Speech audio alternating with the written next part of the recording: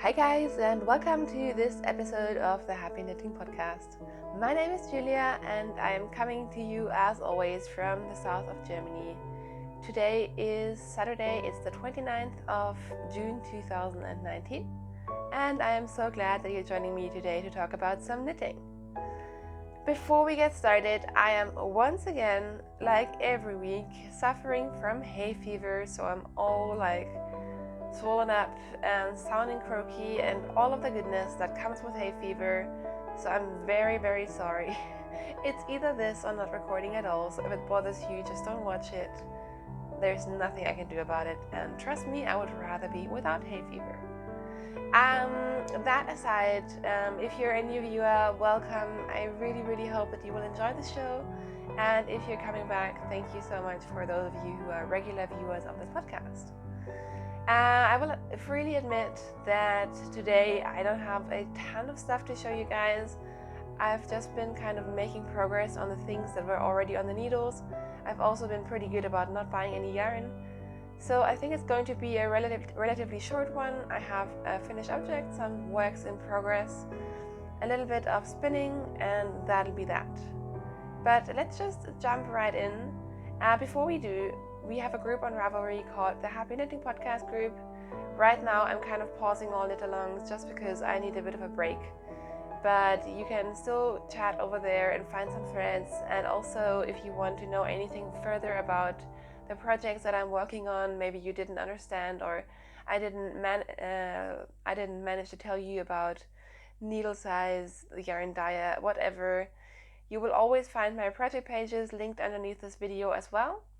And if you have any questions, you can check my project pages before you ask me. Alright, finished object. Finally, I've finished these socks and I'm so glad that they're done. I don't know what was my problem with these because they're really nice and I love the yarn, which was a birthday gift for my birthday last year. I don't know. I'm so happy that these are done though. These are some decathlon socks, which is a free pattern on Ravelry. It's essentially just a kind of ribbed texture, which is very easy to knit, very memorizable. And I just did it because I didn't want to do another pair of stockinette socks. But trust me, I did definitely regret that because it's essentially knitting a ribbed sock. And who likes to do that? I certainly don't. Anyways, these are my socks. I knit them on a US size 1 2.25 millimeter needles. I did 64 stitches, and the yarn that I used is Yokagani yarn. See, I pronounced it, and I think I pronounced it relatively correctly. This is a yarn that I got from a friend for my birthday. Like I said, she's from Pittsburgh, and the colorway is Pygmy Puff, and the mini was called Purple Passion. So these are done. I'm very happy about that. I don't know why, but I'm so out of sock knitting at the moment. I don't know. I keep knitting socks, but I keep not really enjoying it. I think I need to take a break from socks. I've kind of been, maybe I should stop waving these around. I've kind of been thinking about that already. And I think part of me doesn't want to admit that right now socks are just not really what is making me motivated to knit. Also, I travel a lot, so I think I'll never completely stop sock knitting, but right now I only have one other sock pair on the needles. And I don't really have any inclination to cast on anymore right now. So maybe I will actually limit my sock knitting to on-the-go knitting, and besides that, I just have all these garments and shawls and things that I would rather work on. So yeah, that is it in terms of my socks anyways. Moving on to works in progress. Like I said, I have one further sock on the needles, but I actually didn't bring it over because it's just a vanilla sock and I finished the foot and cast on the ribbing for the next sock, so it's not super interesting. What I have brought over though are all of my other whips besides blankets. So first up, really quickly, in here I still have what I call my desk knitting. So you may or may not know that I work a lot from home office. And I have this hand-spun shawl sitting next to me. And whenever I'm in a really long phone conference where I don't need to type anything or whatever, I can just knit a row on the shawl. So you can see it's definitely growing. It's not growing super fast because, like I said, I'm only really working on it every couple of days for a couple of rows. But I do really like it. This is the Diving In Shawl, which is a free pattern recipe on Ravelry. I'm not doing the stripes which are written in the pattern. I just really like the shape, and it's a super easy asymmetric shawl pattern. This was actually one of the very first patterns I ever knit when I started to knit again. So yeah, it's one that I keep on coming back to. I'm using 3.5 millimeter needles for this, and the yarn, like I said, it is a hand spun. This was one of the very first spins I did on my Ashford eSpinner 3. This is a 2-ply BFL and mohair blend. This was also my first time ever spinning with mohair. I think it came out really nicely. It's got a bit of a halo going on.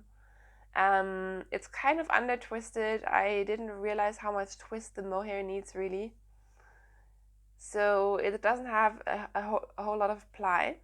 So this would be terrible for socks. I mean, mohair socks are actually pretty good. I know that lots of people, they strengthen their wool blends with mohair to spin for socks. But for that, I would have to spin this completely different. This is very low twist yarn.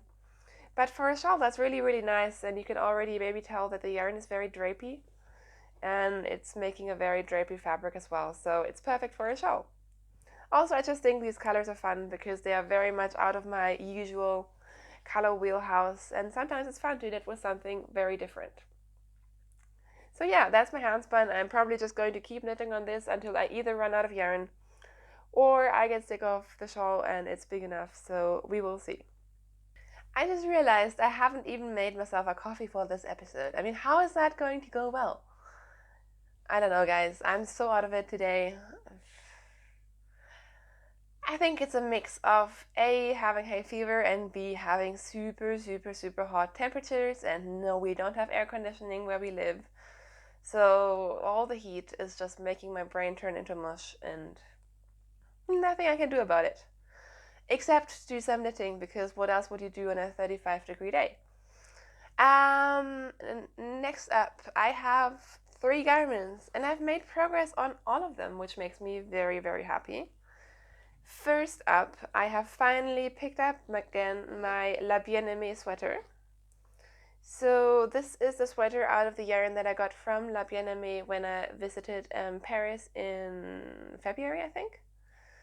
So this is their logo.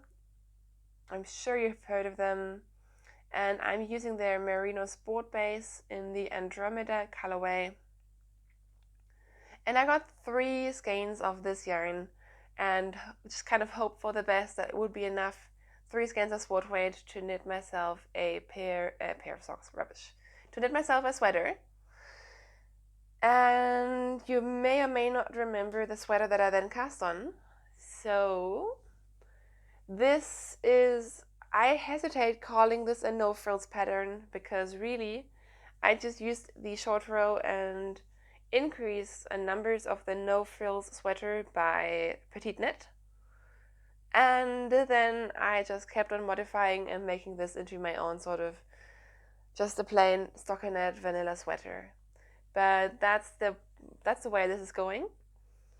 So as you can see, it's a top-down sweater. Like I said, I did the short rows and increases from the no frills sweater, but I am not using mohair. I'm not stranding any yarn, and I also, the no frills is a very sort of oversized and boxy fit. So it has very big shoulders, and yeah, it just got a lot of positive ease, which then I cut out by changing the decreases and increases. Because like I said, I don't have that much yarn to play with. So what I've done is, after separating for the sleeves, I'm not sure if you can tell, I did decreases down here right until here. So it's got a really nice sort of like waist fitting, which I do really like. And this was actually about where I was last time I showed this to you. And then I kind of put the sweater into hibernation for a couple of weeks. And now I've knit pretty much all of the body and am now just starting to work on the bottom rib. So I'm very happy with how this is turning out. It's probably not the most interesting garment to look at for you guys, but I do really like it. The fit on this is really good. I kept on trying it on and adjusting my decreases.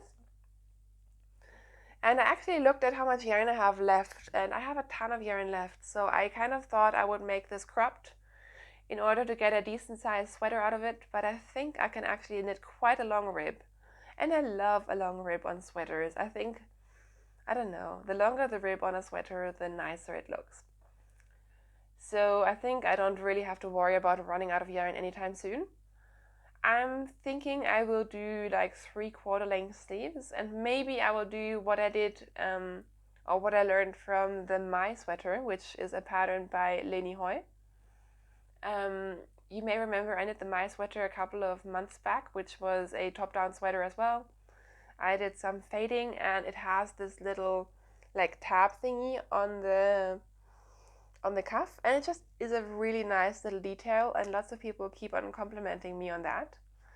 So I may do something similar for this sweater, but who knows, maybe not. What I did do is I did alternate skeins throughout this entire sweater, which was annoying, and I think this is also what kind of kept me from finishing this very quickly, because I just don't like alternating skeins. But I did do it because my 3 skeins were quite different in terms of their color, as is usual with indie dyed yarn.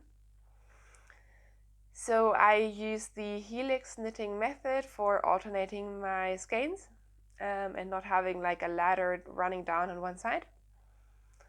And these 2 are the colors that I use for the top of the sweater. So once I pick up for the sleeves, I will be using these 2 again to not have a line where I changed colors for the sleeves. I hope that makes sense. This is where I am with that. I only now, once I reached the ribbing, I decided to now only use 1 skein of yarn for the ribbing, because I don't really think it's going to pull, and if it pulls on the ribbing, I don't really care. So this is actually the first time on this entire sweater that I'm only having 1 skein of yarn attached. It will just make the ribbing go a little bit faster.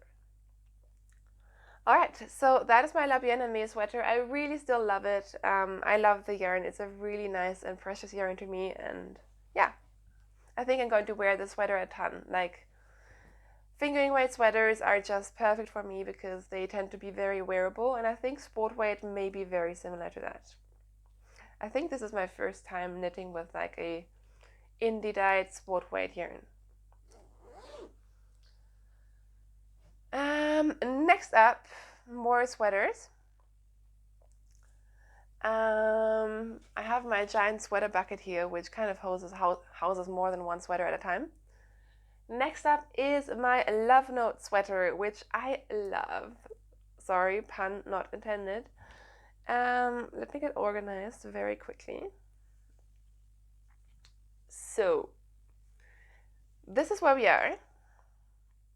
This is the Love Note, which is a new pattern, or relatively new pattern, by Tin Can Knits, which seems to be taking Instagram and the knitting world by storm. And I know why, because this pattern is amazing. It is originally knit with a fingering weight yarn held double with a mohair, or mohair silk, which I just ignored the mohair craze for so long, and now I desperately want to knit myself like a wardrobe of 5 Love Notes with mohair, and it would be amazing. Just saying, I have been looking at all the mohair silk yarn online, and I have been trying not to buy it because I really shouldn't be buying it, but I have no mohair in my stash, and it would be so amazing, and I don't know. Sorry. A little insight into what's going on in here. Anyhow, this is a Love Note sweater, and I am not using mohair. What I'm doing is I'm using 2 different Holst yarns. So this one is Holst Super Soft in their magenta colorway, and it's a lamb's wool. And then the other one is also Holst. It's their Titicaca base. I didn't make up that name, but it makes sense because it is a 100% pure alpaca base. And that is a lace weight. So I think this one has about 800 and something meters per 100 grams. And this one has 500 and something per 100 grams.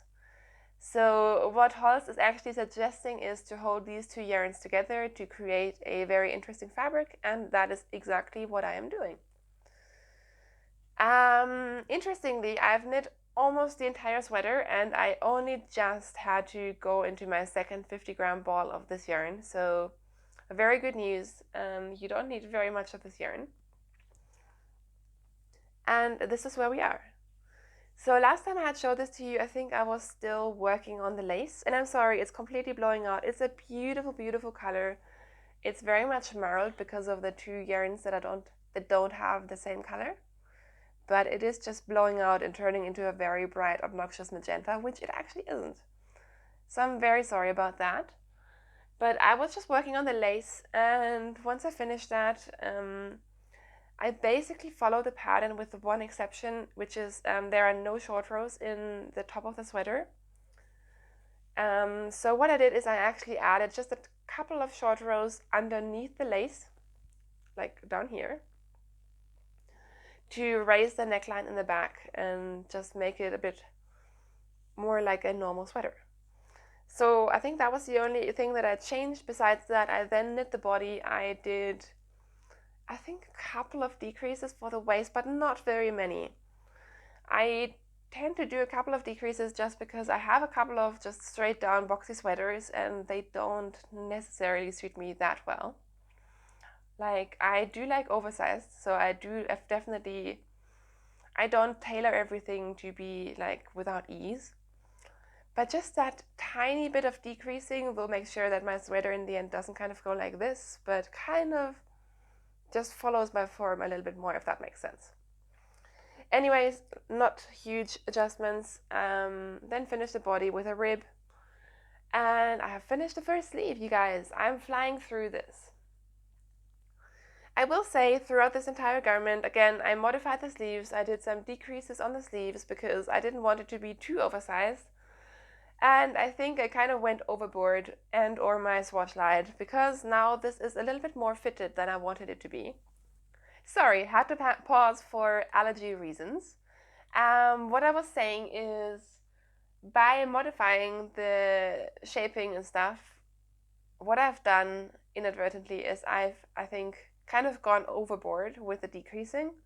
So this entire sweater is a little bit less oversized and less drapey than I had actually intended for it to be. I think part of it is me just decreasing too much, and part of it is also the fact that this combination of yarn just has different characteristics than using a skein of, I think they used merino singles in mohair, so that's always going to create a more drapey fabric.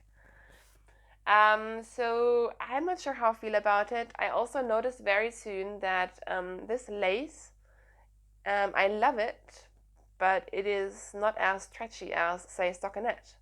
So it is kind of constricting up here. It's not a big deal. The sweater fits. I think to anyone else, it will just look like a very well-fitting sweater. It's just not exactly what I had in mind.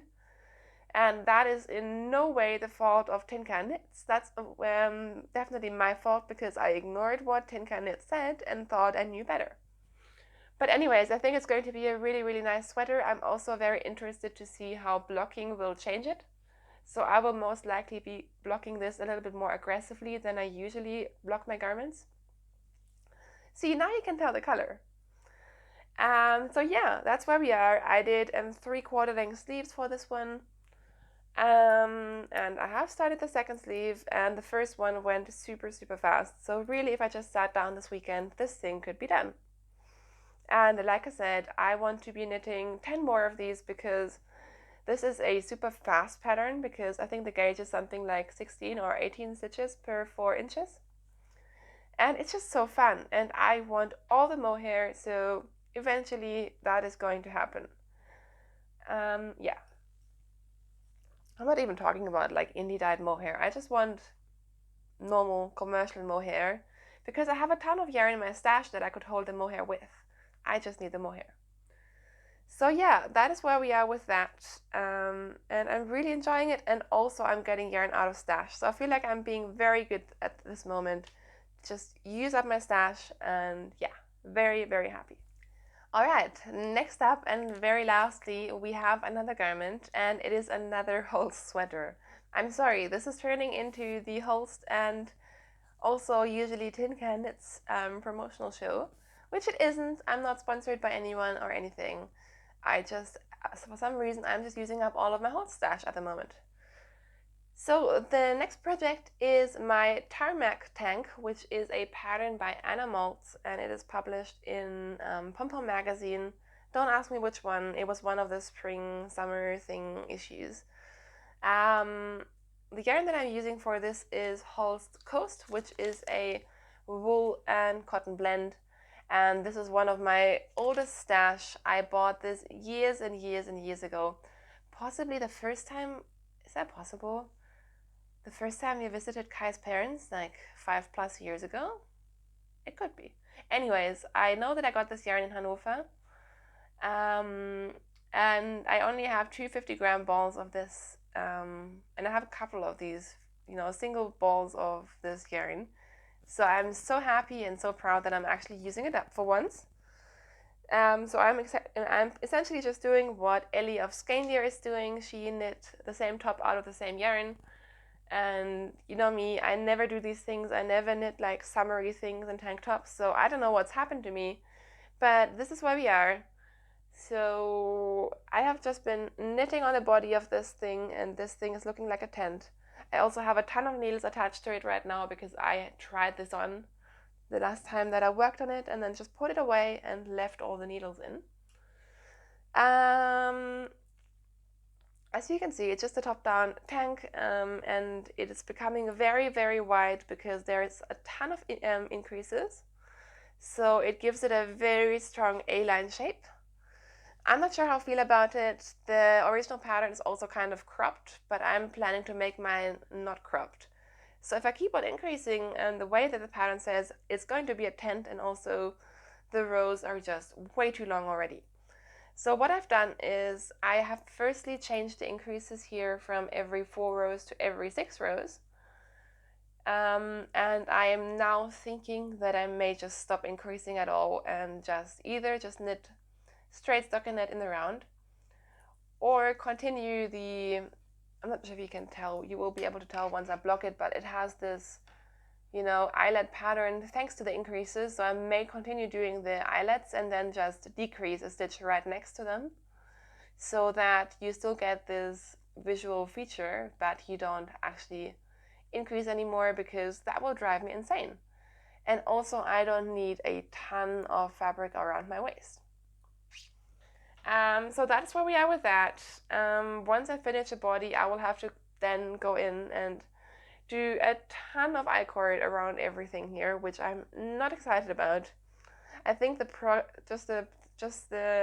I don't know, the progress is slow because I know that will happen and that will be super tedious.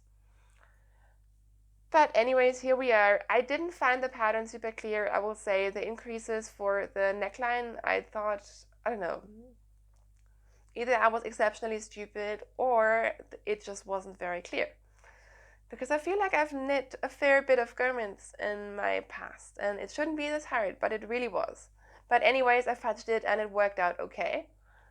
So that is where we are with that. Like I said, I think I'm just not super into this project right now.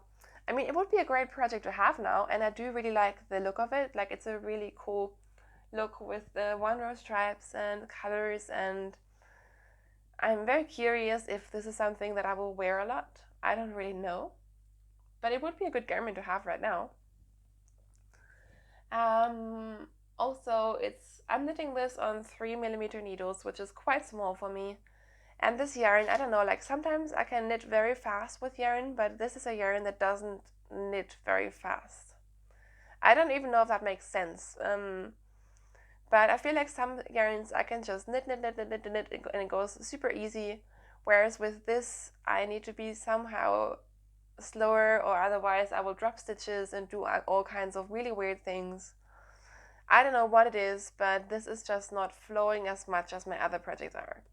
And it's just genuinely not as interesting to me. Like, this is fun, but my heart will always belong to like the love note sweaters of this world rather than this. But it is a fun project, so I think I will just persevere, and eventually this will be done, and yeah, it'll be fine. So yeah, that is it in terms of my works in progress, minus the socks that I mentioned earlier. I also have a couple of blanket projects, but blankets, 35-degree heat, no way.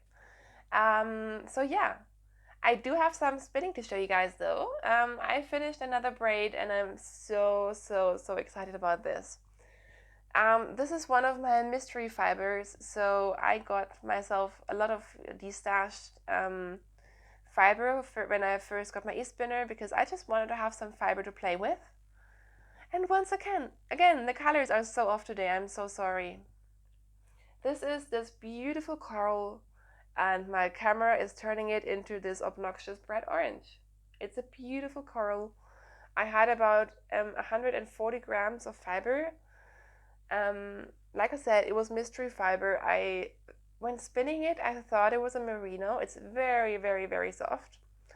But it plumped up so much with washing that now I'm tempted to think maybe it was like a Falkland merino or possibly a Polworth.